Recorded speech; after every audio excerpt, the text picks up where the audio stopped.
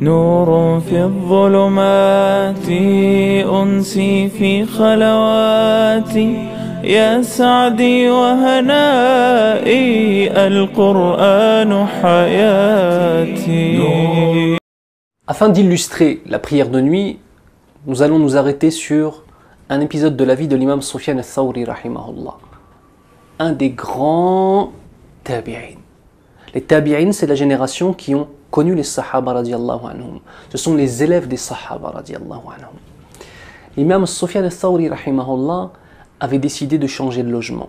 Pour pouvoir porter ses meubles, porter ses affaires, ses élèves sont venus. Un des élèves est arrivé en retard.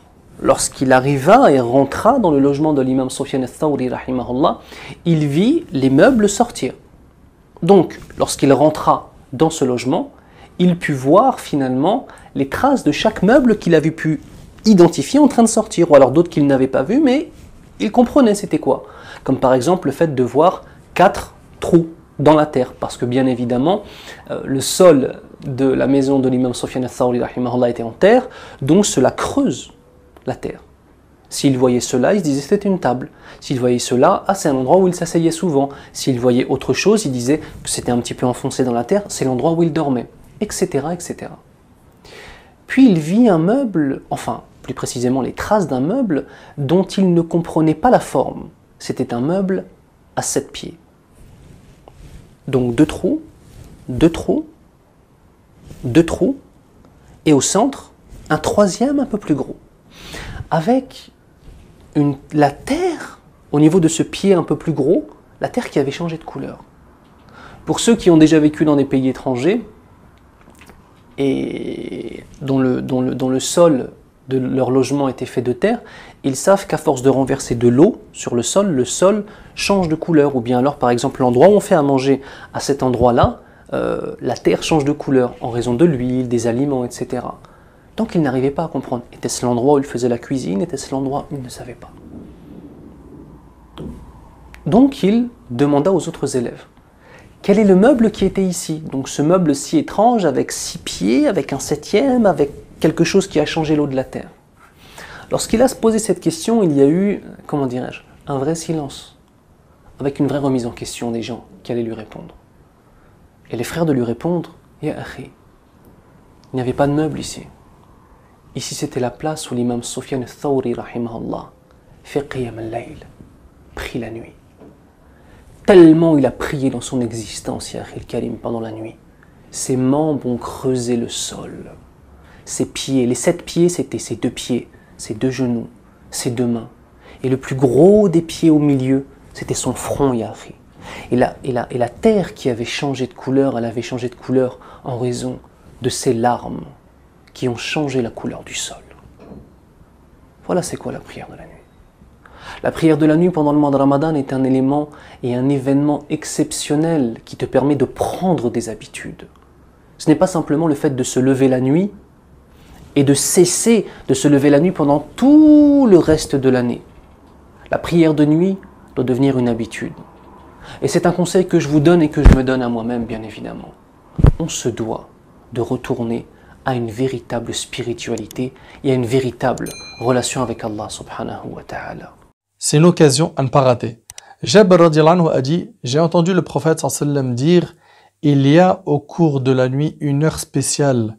S'il arrive qu'un musulman y demande à Allah exalté une bonne chose concernant ce monde ou l'autre, Allah la lui donne aussitôt, et ce, toutes les nuits rapportées par Muslim. Subhanallah. Sache que si dans tes prières tu arrives à pleurer par crainte d'Allah, tu auras gagné beaucoup. Selon Ibn Abbas radiallahu anhu, le prophète sallam a dit, 2 yeux ne seront pas touchés par l'enfer.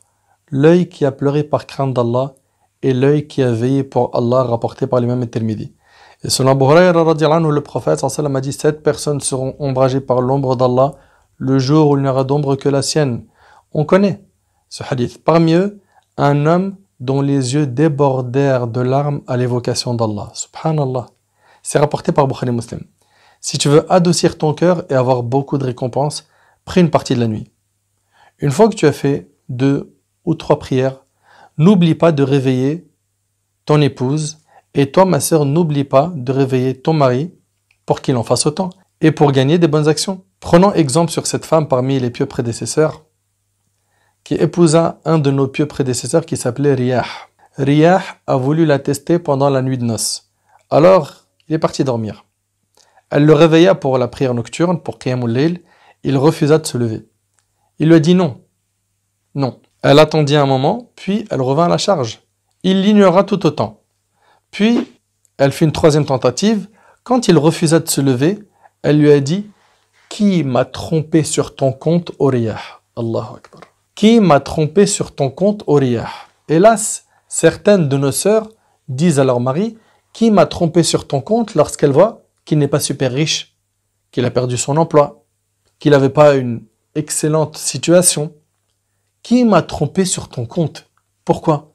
Parce qu'il ne fait pas Qiyamul Layl, il ne prie pas la nuit. Vous imaginez un petit peu? Selon Abu Hurayra radiyallahu anhu, le prophète alayhi salatu wassalam a dit qu'Allah fasse miséricorde à quiconque a veillé une partie de la nuit, à faire la prière et à réveiller sa femme pour qu'elle en fasse autant. Allahu Akbar. Si elle a refusé de se réveiller, il lui a jeté de l'eau au visage. Est-ce que ça veut dire par là tu prends un seau de 5 litres et tu trempes son visage? Non, c'est pas ça. Si tu prends quelques petites gouttes d'eau dans ta main et tu l'asperges comme ça, avec douceur, pour essayer de la réveiller.